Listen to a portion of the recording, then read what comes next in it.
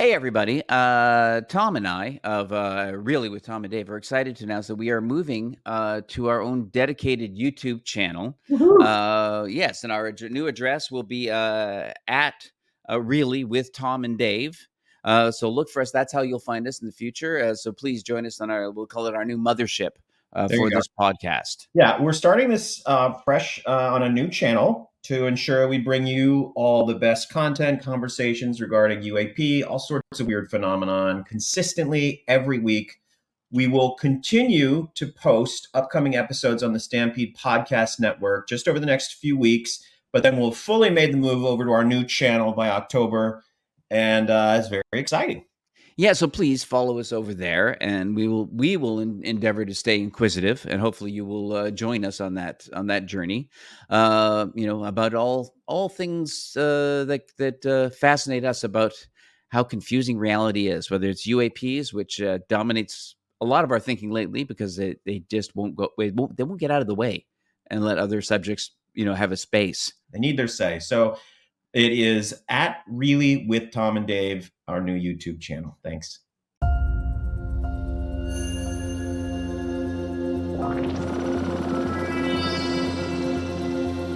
Hello, and welcome again to Really with Tom and Dave. I'm Dave Foley, to be specific, because there used to be a lot of Daves, fewer now.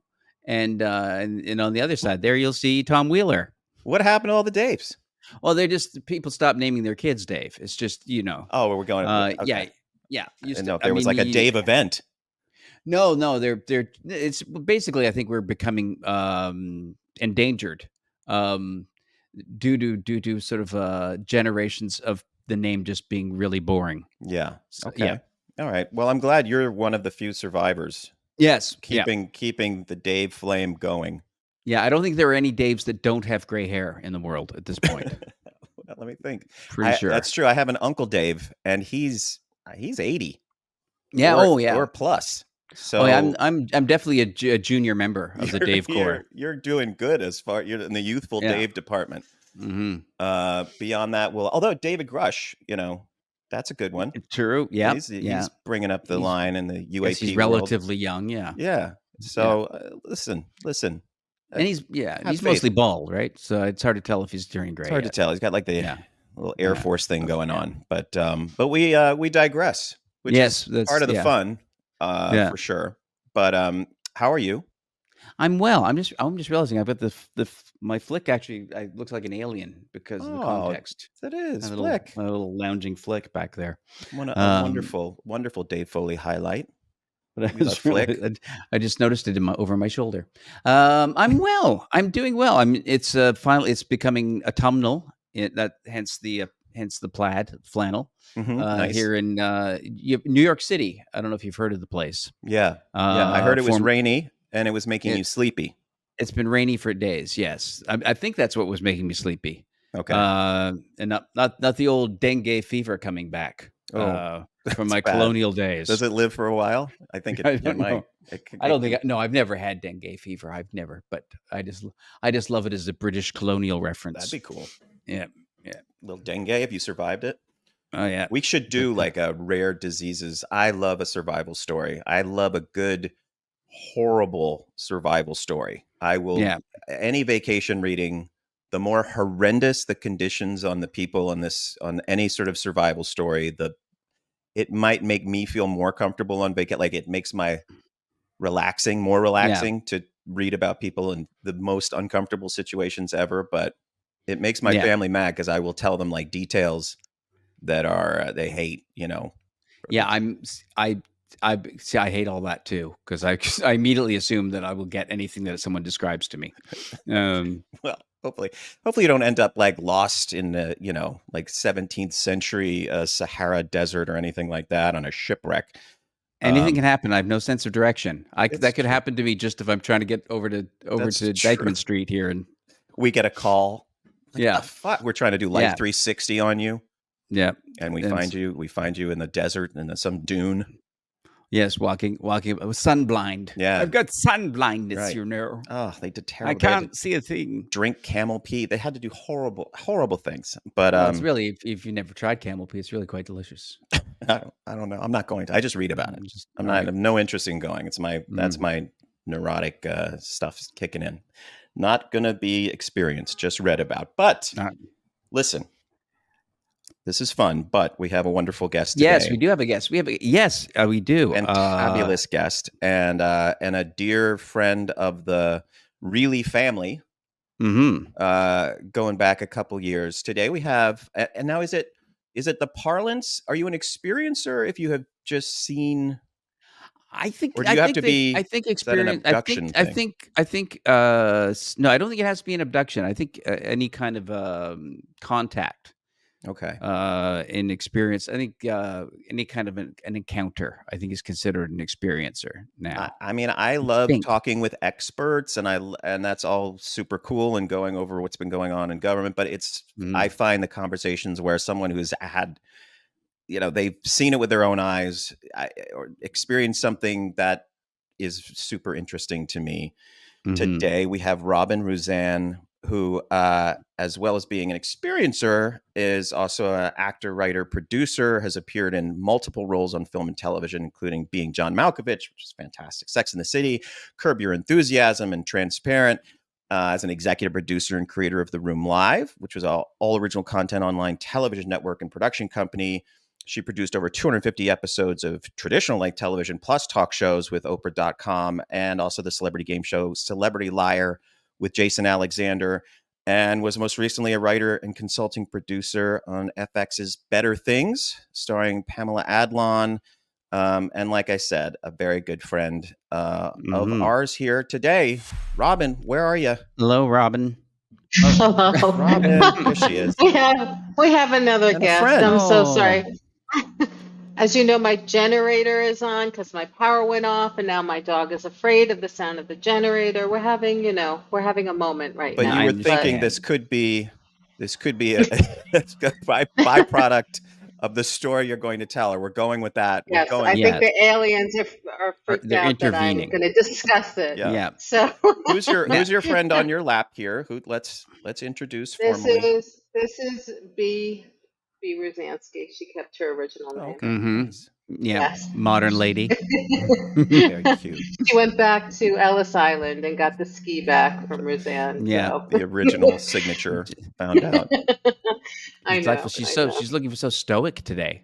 She's Well, it's She's a like- generator. she's handling the generator well, for Yeah. sure. Now, Right.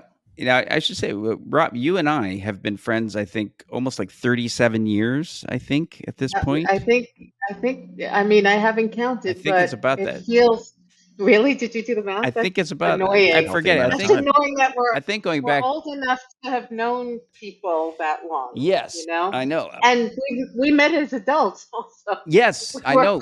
We weren't It wasn't- children. There are Preschool, circle room or something. Children born the year we met are now middle-aged. That's Oh my God, it's awful. It's a good awful. thing. It's a Yeah. beautiful thing. This But is it's good to friendship, know you this exactly. long, Dave. Yeah. That part is very nice. yeah. But here's for sure. but I bring up how the lengthiness of our friendship, Yes. in part because I've known you all these years, and it wasn't until I think I had posted about Yeah. the Nat Geo show, UFOs investigating the unexplained. Is that what it's called? Yeah. And then you messaged me and told me, because there was the episode about the incident we're going to talk about, and you told me that you had that the experience that we're going to discuss, but all those years it had never come up, No, not once. actually, what happened was you were, or we were at some party or gathering, and you were talking about UFOs, and I just told you that I had seen one, and I told you about it. Yes, that's And you sent me that clip. right. That's right. So it's backwards. You sent me that Most clip. of my which was memories are. very- Yeah, Yeah, me I'm glad too. you're here I mean, my God. to I'm- clarify. Yeah. It's a miracle. I remember your name because it's an old-timey name now, as I've learned. I don't think there's a lot of Robins either, so I'm No. right there with you. Apparently, Dave's are dropping Um, like flies. I'm told. Yeah. This is terrifying. But yeah, it was very impactful to get that from you. I think I told you that, or maybe I didn't tell you, but you sent me that clip and I watched it, and my sighting was so long ago, and it's kind of like, I don't know, like I don't tell a lot of people. I don't really think about it a lot. It's like, like a dark little secret that happened to me.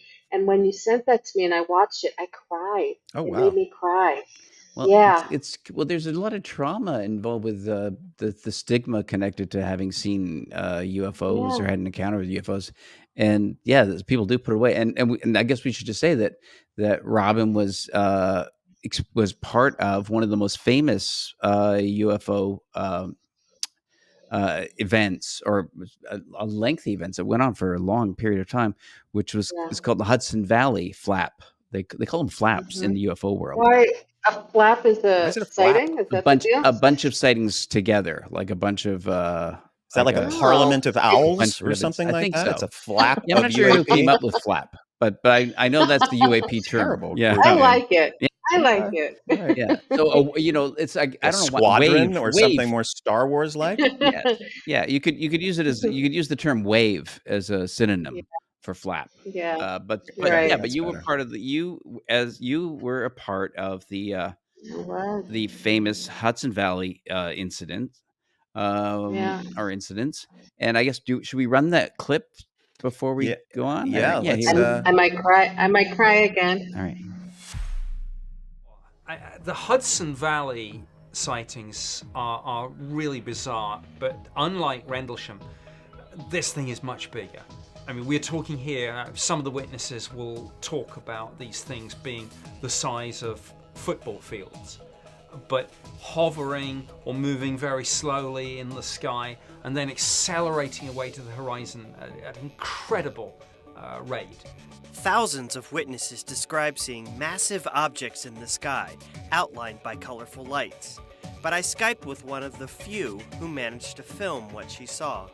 We were actually driving down Route 84, going eastbound, when we saw this thing in the sky. So when we got home, we thought we lost it, and my husband went to let the dog out, and he called me and he said, "You got to see this, come out here, it's back." So when we saw this object in the sky, the first thing we did is we ran in and grabbed the video camera and just started taking images of it. It was a ring of lights, but when this round object flew over, we could not see through it. The lights were actually, you could see by a naked eye, you can't see it in the video, but the lights are actually turning. They were turning to the left, and they started changing colors as they turned. While many accounts described V-shaped or boomerang-shaped objects, Lori says she saw it from a different perspective. The way people are describing it is based on where they were standing. Some people were standing directly underneath it. So could it have been a V-type shape formation or a boomerang shape? It's possible, yes. Crazy. God, even listening to that, it just is so, it's such a, it's such a weird feeling because it's so visceral for me. And again, it's like this quiet thing that I just kept inside. And to hear somebody else describe it almost exactly how I experienced it is very emotional. It's very strange. Yeah. Well, Can you? tell us about that night. Yeah. Yeah, set the stage for us, because Yeah. I always feel like talking with any witness is super interesting, but someone that we know, and through the year, like Yeah. it's very meaningful. Like, we've tried to have people on Yeah. that we kind of know and who have gone through stuff, just because there's also that level of just kind of trust and understanding. I feel like there's just an immediate new level you can get to with this kind of thing. But yeah, just try to walk us through where you were and what happened.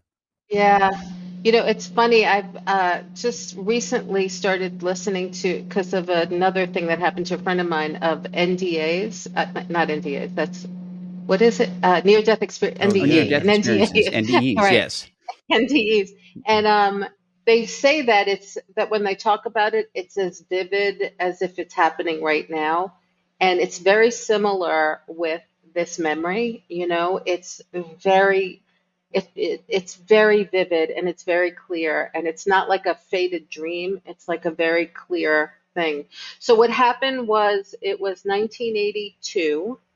And I was living I was with my family in Briarcliff Manor, New York, which is in the Hudson Valley. You know, it's in Westchester, New York, right near the Hudson River.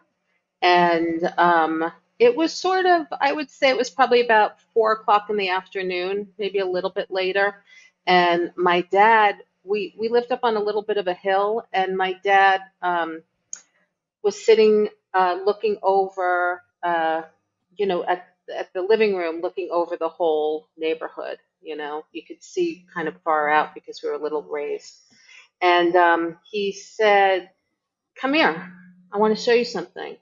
So I was like, "Ugh, what?" You know, like that, like, rah, rah. I was all huffing and puffing, and he said, look at, what is that? It was really far away at this point.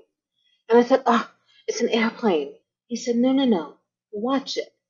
Right? And I'm like, "Dad, it's an airplane. It's an air."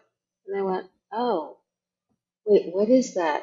Because all of a sudden What's the it sky changed. like? Like, is it day? Is it sunset? It, Is wa- it it, it was later afternoon, so it was getting a little dusky, but okay? it was still light out, Okay, but it wasn't bright got sun. it. It was, and and I looked, and it changed color and it changed shape. And so I went, "Oh, wait, what is that?" Like, so I sat down with him, and we're like, glued to the window, and we're just watching this thing, and it's way out in the distance, and it starts moving in closer. And now, as it's moving in closer, it's getting more dusky and dark, you know? And it's like nothing you've ever seen ever in the entire world.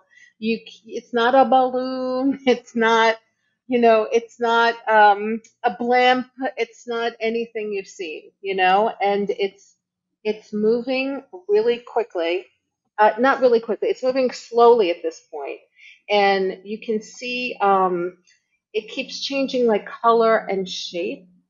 And from my perspective, as I was watching it, it didn't seem like a craft. It didn't seem like it had like structure to it. Mm. It felt more like an orb, kind of light orb, but it wasn't without boundaries, So it wasn't just like a flickering thing. It was like a light orb, and it kind of like changed color and shape.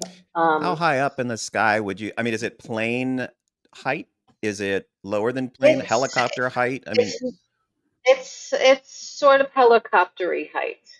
But what started to happen is it started to move way closer to my neighborhood.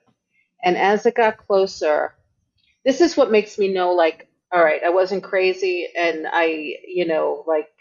like it wasn't like my brain, like I didn't have a brain tumor or yeah. something, like, because everybody in the neighborhood got out. Wow. They got out on the street. So my entire neighborhood was there. So it wasn't just like me and my dad are having this weird experience. Everybody came out to look at it. Actually, at one point, my mom came back from the supermarket, and you know my mom, Mhm. she ran. She's like, "I don't want to see it." She ran inside. She was just so freaked out. She's like, "I don't want to know it." So she ran in, Wow. and Which is what she does when she sees me. Yeah. exactly. Mhm. So we stood out in the neighborhood for a while, and then it felt like it was coming over our neighborhood in particular. And just like the woman said, it was a couple of football fields, big. It was gigantic. It was the entire sky, and it Wow. was so big, and it was hovering right over us. And my next door neighbor was a pilot, and he said, "We don't know how to do this," because it wasn't making any noise, and there was no propulsion. There was no wind moving or anything. And What shape is it um, right now? Because it was a light. What is if it's over you? You're it's seeing some. What are you seeing? yeah, I'm seeing kind of like an oblongy kind of. It's a little amorphous. It's a little, you know, it's more like an oblong orb. Like I couldn't see windows or or wheels, like nothing like that. But it was definitely like, I mean, I always say this, it was an unidentified flying object. It wasn't like a weird comet or anything like that. It was like it was something. It was Is something. the skin of it like, is it like still light? Or does it feel like one light, or does it feel like many lights blurring a shape under it? No, it felt like one light. It felt from it looked different from different angles as it was, moving, but when it came overhead, it felt like one light. And it came so sort of straight over our head at one point that I got very scared and I ran inside because I don't know if I imagined it or I felt it, but I just felt like I felt this is all right. I'm going to tell you, I've never Tell it, even yeah. said this out loud because I don't really talk about this a lot.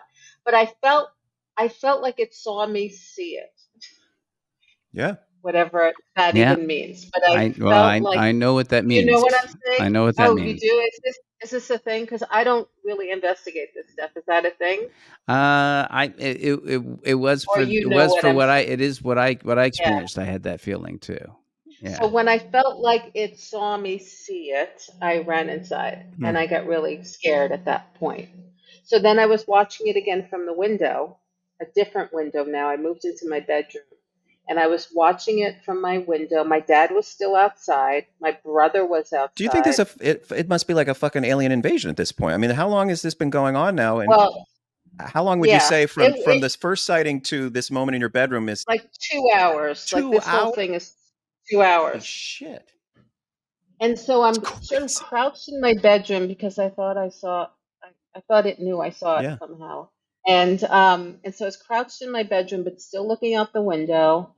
And all of a sudden, just like the woman just said, all of a sudden, it just shot off. It shot off so fast, and it was gone. It flew out like there's like a little foresty area, to the left of us, and it just shot out and it was gone. It was just completely gone. So I immediately called the police department. I don't know why, but I called the police department and he answered. He goes, I know, we know about it. We know about it. Like he didn't even ask me what was going on. And then the next day, so this was Halloween Eve when this Oh, happened. wow.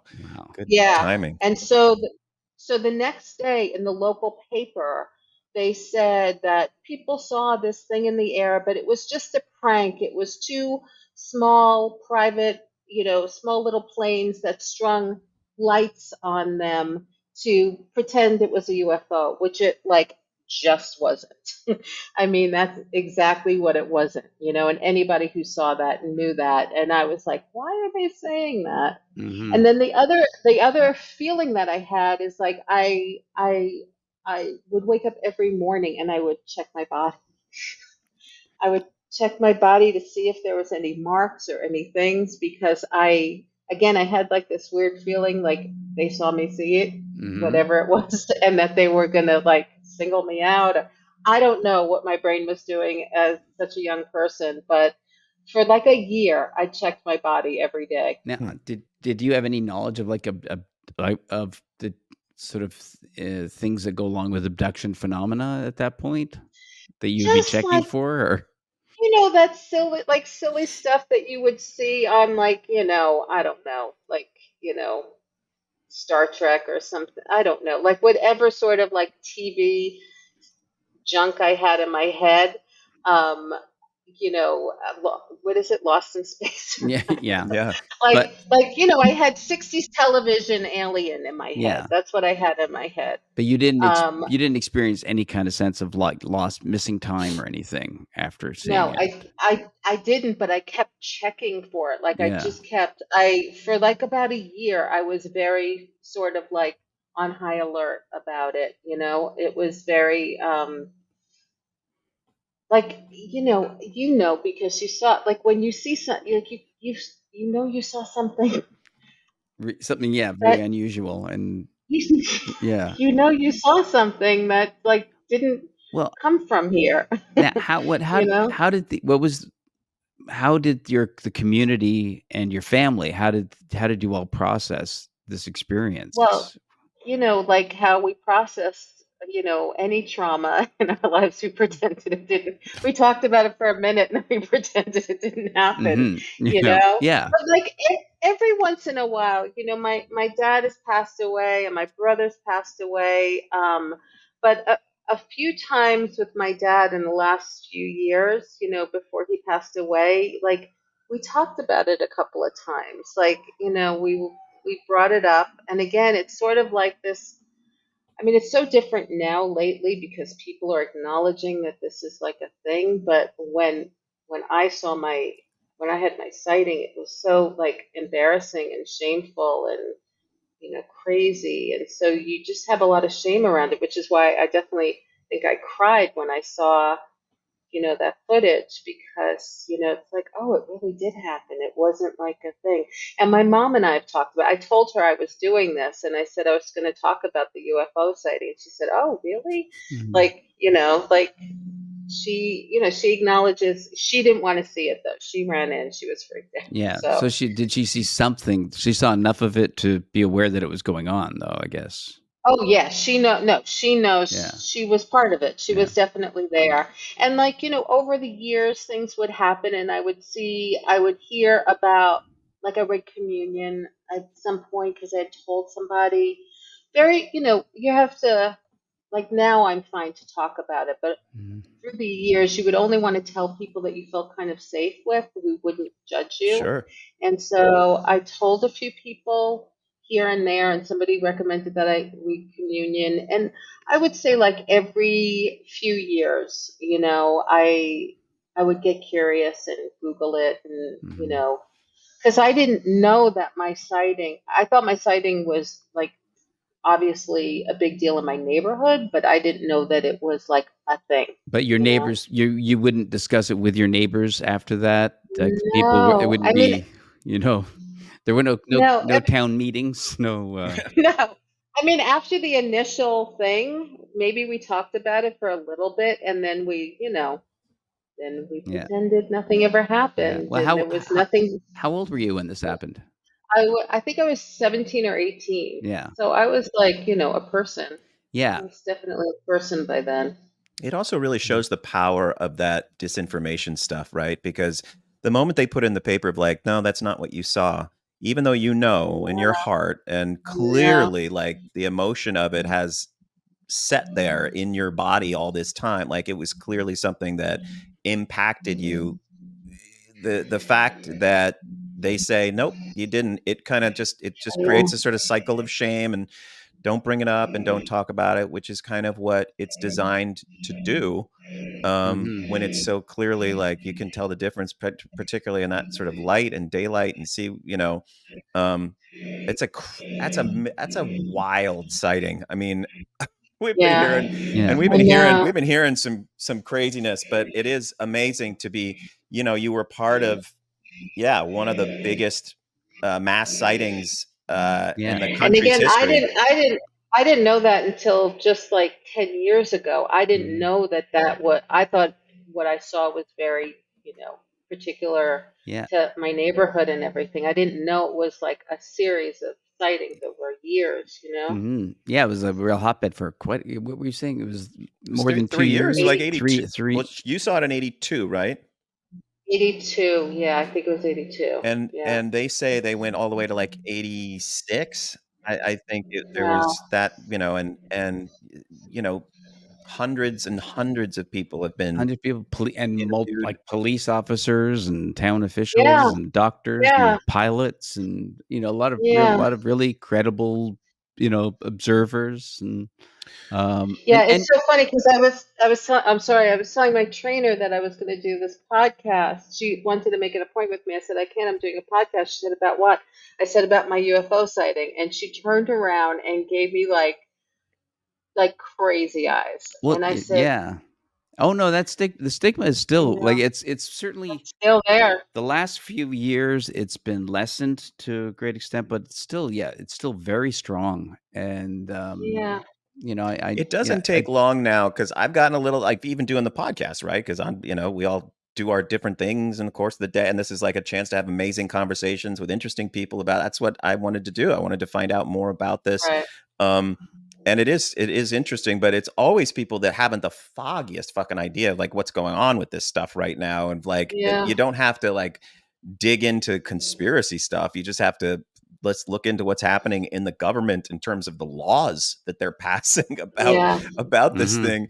That there's clearly, it's not a question of, is any of this happening or all these people have mass hysteria. It's so clearly happened. It's just processing what it might be. Yeah. I think the fact that no one has very good answers of what exactly that was that keeps them from kind of being more open about it. And I just think but I'm curious well, two things. I am wondering what your experience was reading Communion, because that happened in the Hudson Valley to No, I know. witness I the know. river.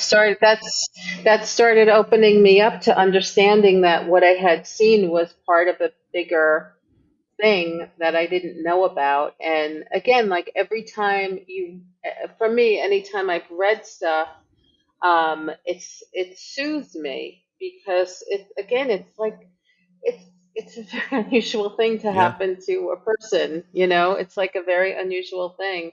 But when I saw the footage, Dave, that you sent me, that made me cry because I hadn't seen like people talking about it. I hadn't seen like images of it that are so spot on.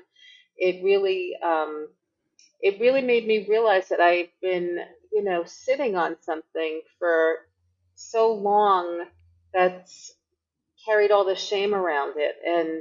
But the thing that's always kept me like in good stead was that everybody saw it. Like, so it wasn't like this private little weird thing that happened to me. Like the whole neighborhood Mhm. saw it. I could call a dozen people from my Yeah. childhood right now, and they Right. would say, "Yeah, I remember that day. I remember that."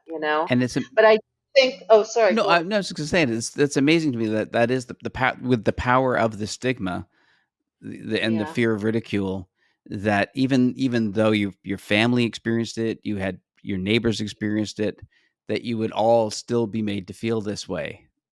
exactly. It's a remarkable like sociological It is. um, It is. sort of. But I do think it changed how I look at things because I know what I saw, and then the next day to have that reported in the paper was like it made me look at things differently from now on, in terms of like the news and what they're telling us and blah blah blah. Like, I Mhm. got I it cracked my brain open a little bit to what's going on? Why did they say that? That's Yeah. a weird I thing can't to trust those say. people. They're not Yeah, telling the truth about this. yeah, They're lying. Exactly. Exactly. So it yeah, definitely cracked my brain open a little bit, yeah, and you that's the thing. know? I think there's so much damage has been done by this kind of the debunking and the ridicule, Yeah.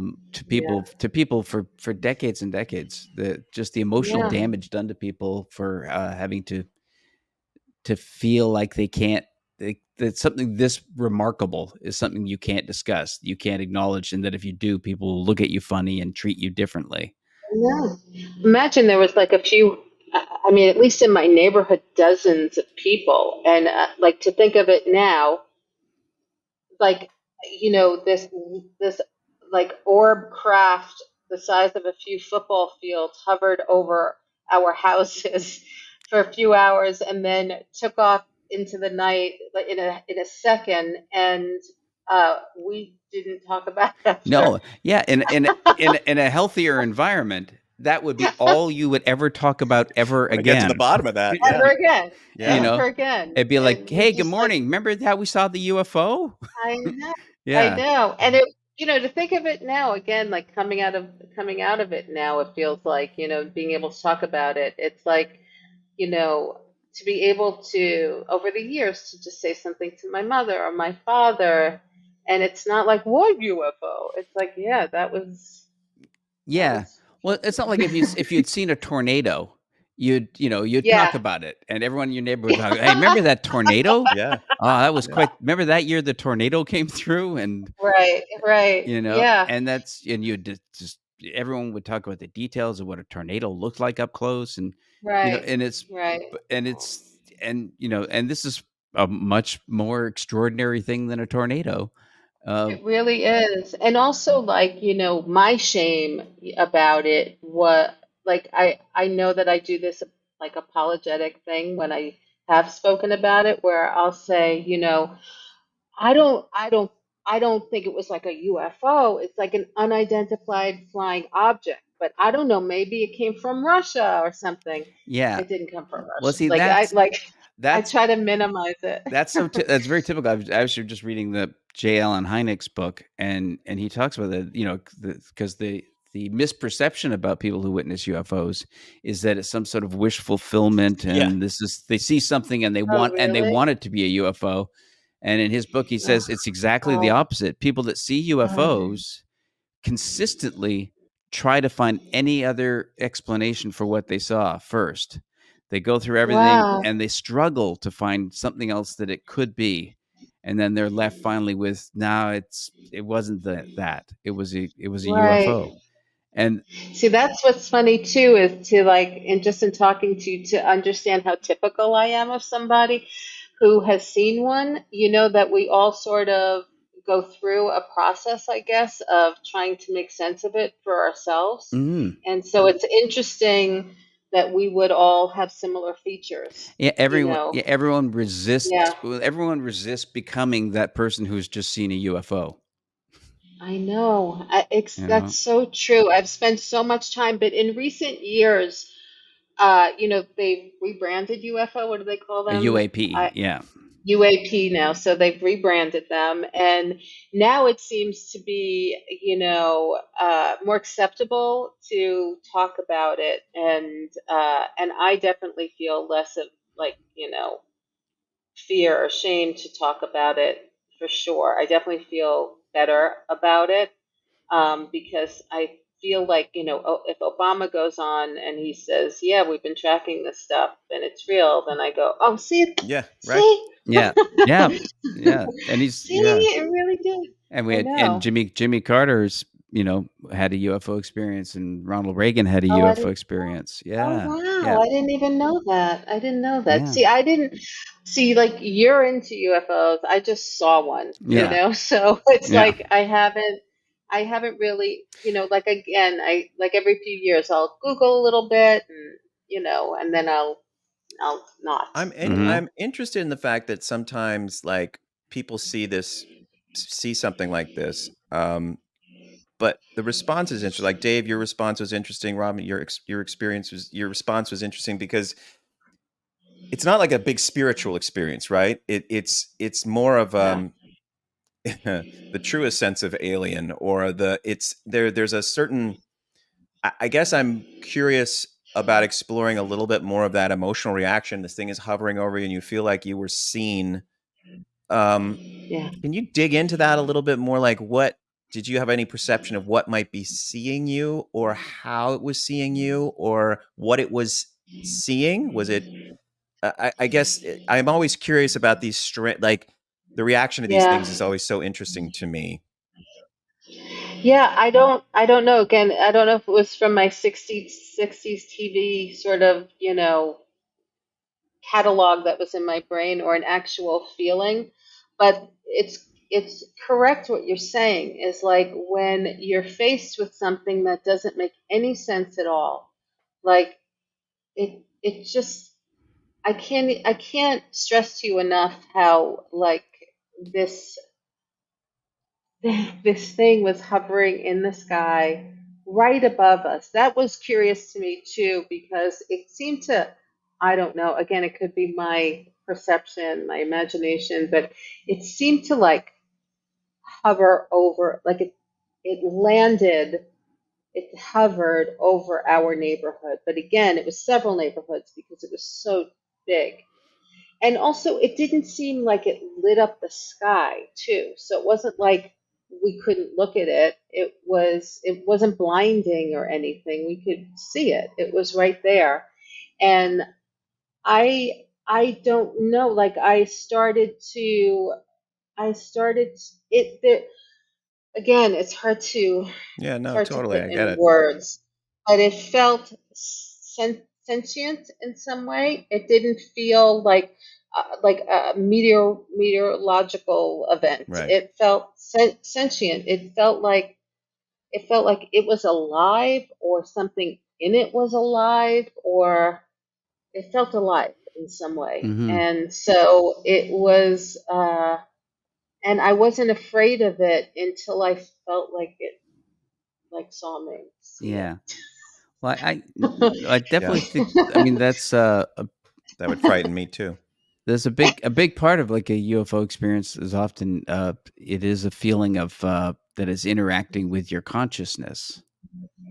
Really? Yeah. See, this is amazing to me Mhm. because I don't investigate this stuff. So that's Well, Dave, amazing to have you me. guys talked about your, I mean, have you shared your, because Yeah. Dave had an interest, like you kind of Yeah. felt a little bit sort of Yeah. cut off, right? Well, I felt like it was controlling the level of emotion that we brought to it. Like it was tamping down all of our emotions so that we had no excitement at all. It was like just keeping us calm and paying attention without any heightened emotion throughout the whole Uh, experience, which is weird because I thought if I ever saw a UFO, I'd be like one of those people on the YouTube videos shouting, "What the fuck? Oh, fuck, man, right. fuck!" And every third word would be "fuck," and I'd be astonished. And Right. and I was there with Jeremy Corbell, who's a UFO investigator, documentary filmmaker, journalist, who's dedicated his life to this, and he was the same way. Like his first UFO sighting, but it was tamping down our responses in a way, and it felt like it was like it was interacting with us. I thought, Okay, so I didn't feel that, yeah, no, but it's in yeah, no, but you saying that, I know exactly what you're talking about. So I didn't feel that, but I understand, like there's something in it that makes something in my experience that makes me go, I know exactly what you're saying. I didn't feel like I was tamped down, but I did feel that there was like I was relating to it, communicating yeah. with it in some way, like I did. No, and I think is that it seems like the stories I've heard, there's numerable ways that it can interact with people and affect them. And obviously each experience is unique to each person who has the experience, Right, you know. right. Were you But spiritual at all prior to this? Did it change how you, I mean, what was your level of, I think they call it like ontological shock, right? When you're sort of faced with, I mentioned my friend Gene, who was a guest on this show, also a friend of mine for 30 years, who had a riveting and terrifying abduction experience, which I had heard about when I was Oh 19. When I wow. heard about it, I was Yeah. 19 for the first time. And she, of course, shared it with very few people. Luckily, her mother was a corroborating witness, so at least she had that. Otherwise, she definitely would have assumed she had gone crazy and never spoken of it again, probably. But was she felt? And I'm hearing post having talked with us, she feels better in terms of having realized that other people experience this. But I'm curious about the sort of ontological shock of it. That was mine. Hearing Jean's story was mine, of like having to go, I didn't even have to experience. I just, hearing her story was like, I now have to decide what this world is like. Like, is my friend, Yeah. do I think my friend's crazy and all my instincts about her are that I don't know her at all and she would make up this, or my whole worldview is different now? I mean, what was your feeling before and after, or did it have to go into its little place? I actually, before, like nothing. I had nothing before. I had no spirituality. I had no religion. I had nothing. And my brother passed away in 1990. And when he died, I that started my kind of spiritual journey, because my big thing was, where did he go? Like Yeah. Oh where did he God, I know. go? Yeah. Where did he, I was lucky enough, in the Jewish religion you don't look at the body, it's a covered casket. And you also like hire somebody to pray with the body overnight before the funeral. And so I went to the the funeral home the night before, and the little man was praying over my brother's casket. Mm. And I went in to say goodbye because I was going home. I went in with my cousin Peter, and the little old man, little Jewish man who's like reading little Jewish prayers to my dead brother, said, "Do you want to see the body?" Like, God. and I froze, and my cousin Peter said yes, and I looked at Peter like he knows something I don't know, so I'm going to go with it. And the little guy opened up the casket, and it was the best thing that could have happened to me. Like, I'm so grateful. I always say to people now, please, please, if you can, see the body, because it was so clear that who my brother was not this Right. vessel. It was helpful spiritually to sort of make peace with it. But I really think that once I started my journey, the UFO piece became part of it. It became sort of like, it became in the pile of there's so much we don't know, and there's so much mystery, um and I always wondered if again, I'm saying things out loud that I've only kept in my head, but I always wondered if my sighting was sort of like a precursor to opening up my mind to certain ideas that maybe I wouldn't have known before or thought about before, or maybe in some way I don't know. Like, did they zap me with some, juice or I don't know. Like, did something happen to me that, like, did they know my brother was going to die? And did they sort of like, was this some way to prepare me? I don't know. Like, I don't know.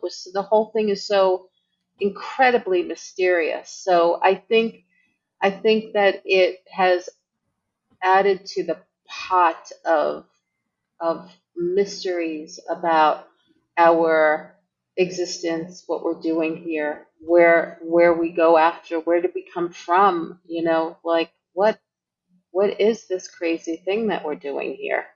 What's this crazy thing we're Yeah. doing here? I know. Yeah. My godson, I'm very close to my godson, and he'll call me and he'll be like, I work, they gave me a report, and the bonus that they're giving, he'd like complain, and I'm like, dude, you're on like a big rock floating in space. Who gives a shit? Like, Yeah. like Mhm. who cares, Like, so it's definitely given my life this like perspective that I don't think I would have had I not seen it. Yeah. I think, and it tends to be my experience so far. It's like people that engage with thinking about the phenomena. Mhm. It's usually doesn't take long before you start asking bigger questions about things like consciousness and Right. what and how does it relate to death, and Right. because like I know for me, because I said I'm like since early childhood I've been an atheist and a staunch believer in the scientific method and material reductionist, and that everything can be explained through the Mhm. physics of matter and energy. Everything is will fit into these patterns if we just look hard enough. Right. And but sort of getting into this topic is maybe doubt that. I don't know if I've totally rejected Interesting. it, but it's definitely made me doubt it. Like I've always rejected any notions of spirituality and any notions of any kind of a soul or So how do you make sense of your UFO experience, or any UFO well, I experience? don't How do really. So far, I can't really make much sense of it. But I Right. know that I no longer confident that reality is as sort of simple as I thought it was. Right. And Right. that we are, and I'm not confident that we're capable of figuring everything out. Or at least not through, maybe not through maybe the scientific method isn't the tool that'll get us there.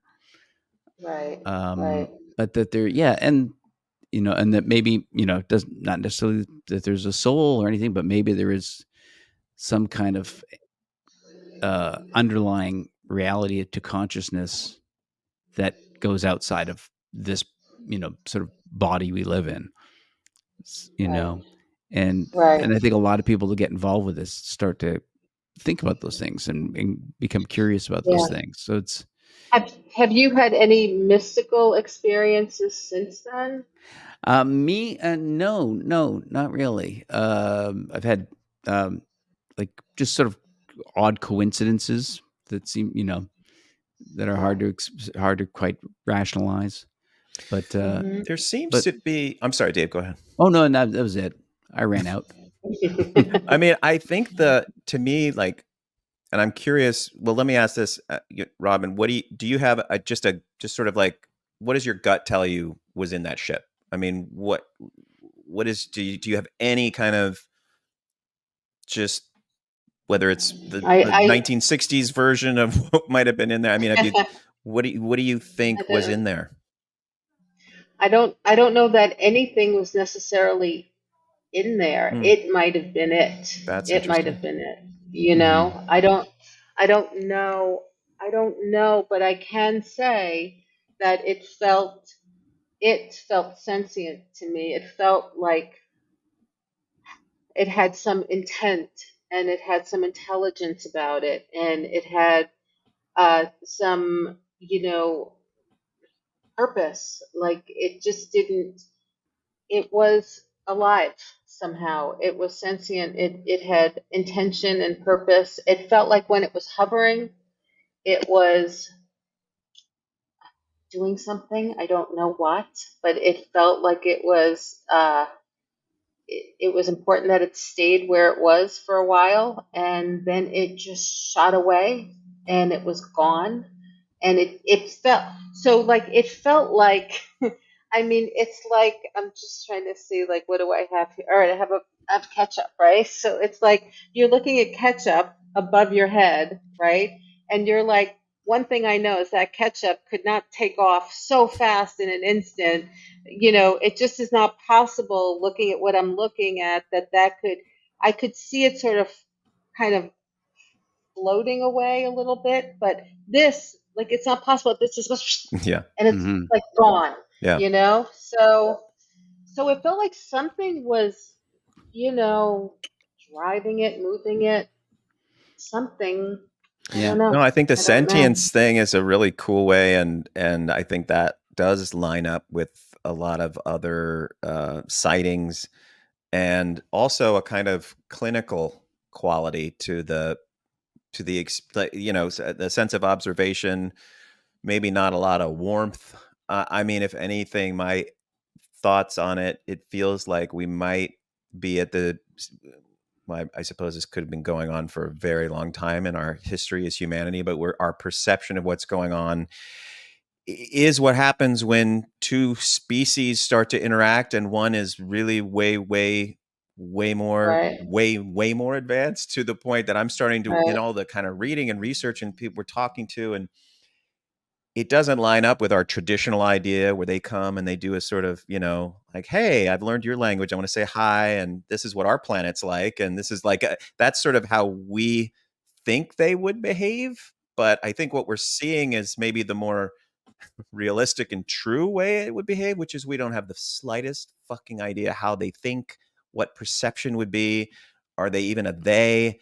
Like, what sort of technology is, maybe we're just dealing with the technology and the actual they are very far away. But it has left me with this feeling that I thought would be a little more reassuring, but it's more like, oh, I think maybe the universe is teeming with life, but right, we might really be on the low end of the kind of technological arc. So we might be kind of, and our ability to sort of perceive what's around us, because one of the things that does seem to be kind of gaining traction is that these things aren't from sort of outer space, but sort of some kind of just a space we can't quite perceive, that could be very sort of close up to us, or more kind of around or sharing this planet with us. Who knows?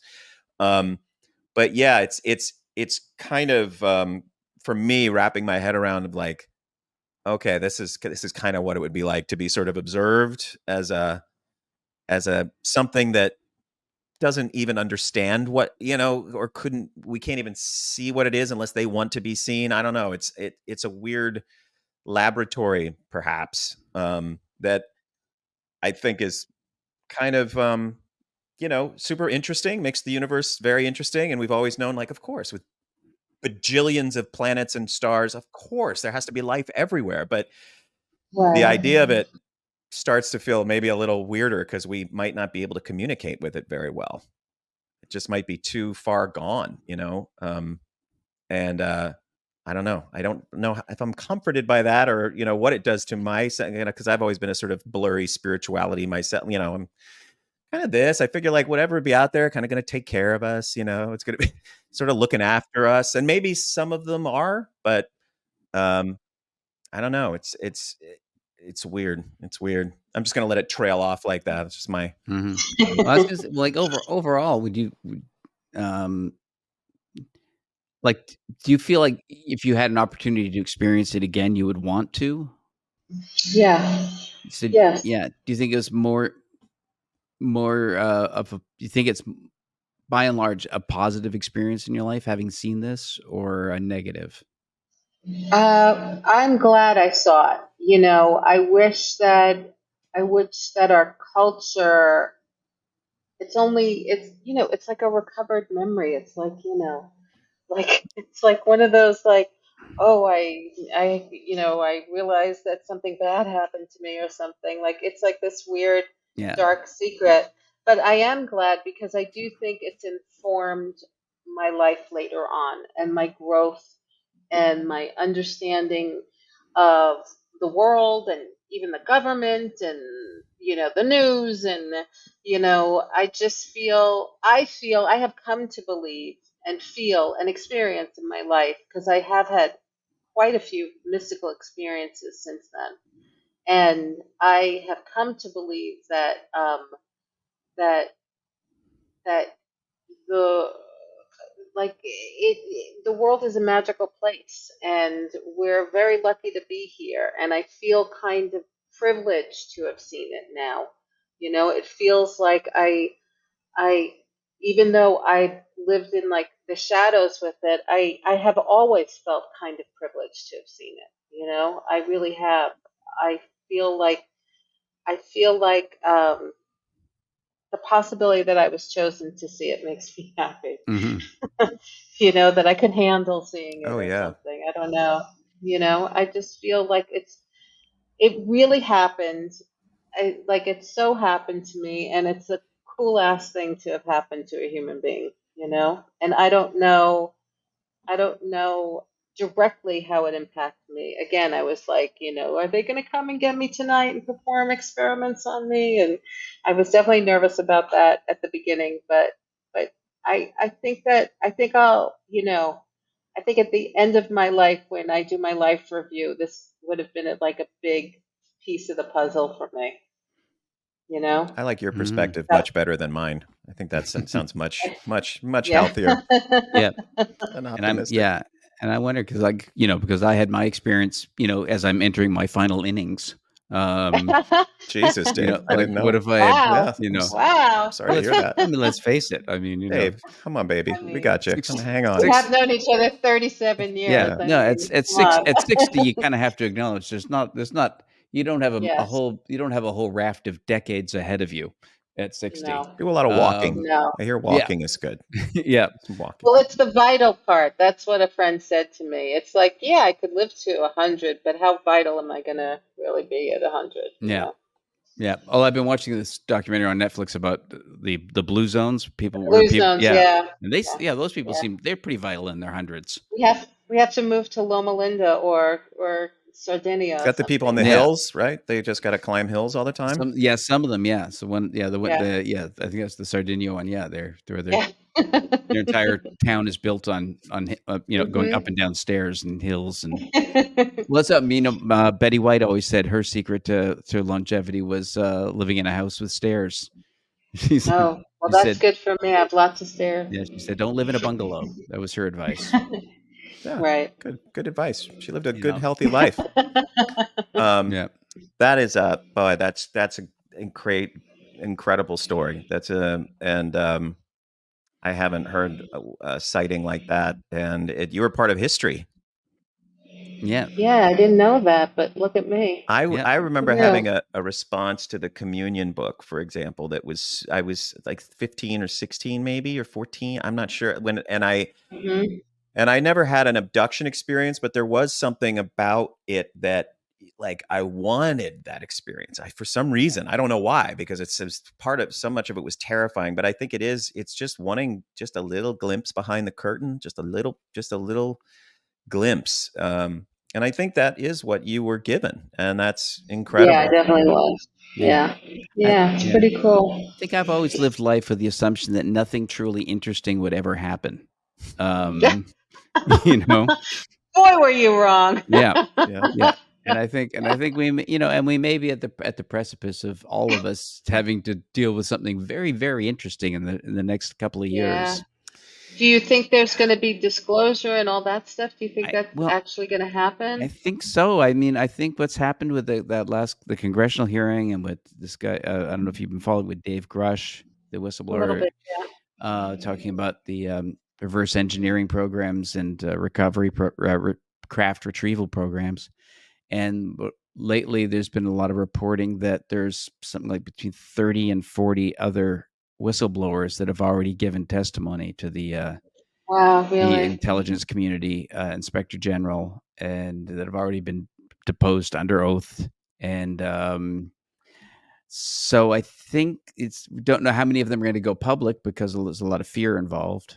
Um, but this, I think we're definitely going to hear a lot coming forward. I mean, with the Chuck Schumer legislation about making everything unclassified automatically in the Wow. like all UFO documents and information are supposed to be automatically unclassified, and then the military has to make an argument to classify them one by one. Wow. Yeah, there's a Wow. big like Yeah, law that Schumer's trying to push through the Senate that may or may not get passed because it seems like there's now pushback. But in that law, he was just like, so if you're holding a UFO, you got to give it to us. yeah. Or if If you're you've a got private company, bodies, I mean, it's the craziest legislate. Like the stuff in it is fucking yeah. crazy. He And said, he well, just That's really, wrote it all out. he Like if they've got some bodies, we don't give yeah, the bodies to us. You got to give them up if yeah. you're in a He secret mentioned program. And it yeah, is he mentions non-human intelligence 25 times, I it's think, in it. this is wow. this is Yeah, Chuck Schumer's legislation. Wow. Um, yeah, Wow. That's yeah, intense. so it's yeah, very, very much out there. And yet I go back and forth every day of whether or not disclosure will happen through the government, because I really do think there's still a pretty strong pushback of people that don't want it out for whatever reasons those are. And I think so. I think it'll actually, but I do think it's sort of happening. Like I think it's yeah, happening. Right. It's just happening through a million little holes in the dam as opposed to just the government just saying like, all right, because I don't think they have enough to say that would reassure anybody. I feel like they would have to come out and be like, okay, this is happening and this is what it is. I think that they might Right. have to say, Right. this is what's happening, and fuck if I know what's going on. But yeah. Right. I And think that or these conversations, academia, lots of money's going into scientific research that's super credible and legitimate, and I think that can kind of bubble up in those types of ways, and people sharing their stories and just saying this is what happened to me, and I think it's just gonna it's I believe people are Mhm. believing and super curious, um and that it might happen that way. But Dave might be right. It might happen through legislation. I don't know, or Yeah. whistleblowers, which is Those, happening. That is going yeah, on. the whistleblowers are happening. There's also people musing that this may all be happening because um, people in government, people like Chuck Schumer, have knowledge we don't have, that something is coming that's forcing their hand anyway, and that they have to Yeah. get ahead of it because it that maybe it's the non-human intelligences have a timeline, they Oh have a God. schedule, and maybe the it's been made clear to people on the inside that there's a deadline to get people ready.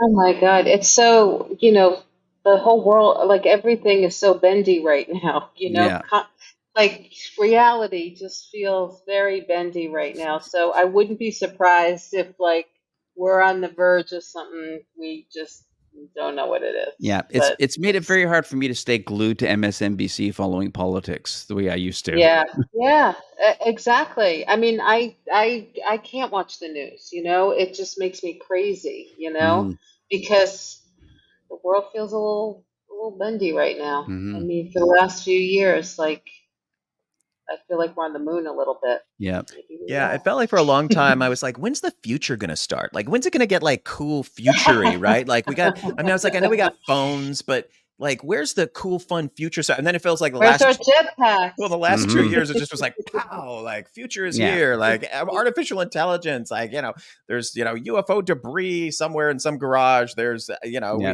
here's some plagues to throw at you. Like, I was like, oh, okay. All right. Well, Yeah. easy Well, that's future, like, you easy. know, Yeah. AI's having trouble I'm with adolescence, you know. yeah, it's like my moment finally came where like the government was acknowledging UFOs and like nobody cared.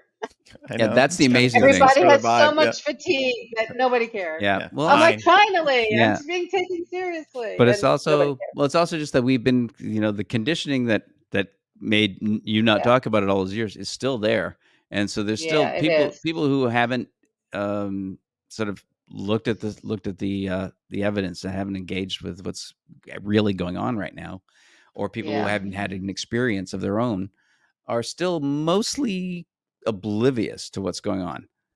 That's a lot of things, unfortunately. Yeah, the fact that and we've been so very, very cleverly conditioned to not pay attention to UFOs for so long that Right, right. that it's I guess I think for some people there is going to be a true ontological shock coming, and For sure. Yeah, at least all of us will be like, oh yeah, there it is. yeah, I'll at be a least- little. I'm going to be a little ontologically shocked. I have to be honest. I will still, Yeah. I'll still be a little anxious about that moment. But I will. I'm going to hope that I meet all the people that know all the secret like caves to hide in, or the little underground cities, or whatever we need to do. This is all that's my Mhm. plan. It's like Dave's hanging Sounds out with like a all the good people plan. that know what's going on. So yeah, so the strike is over.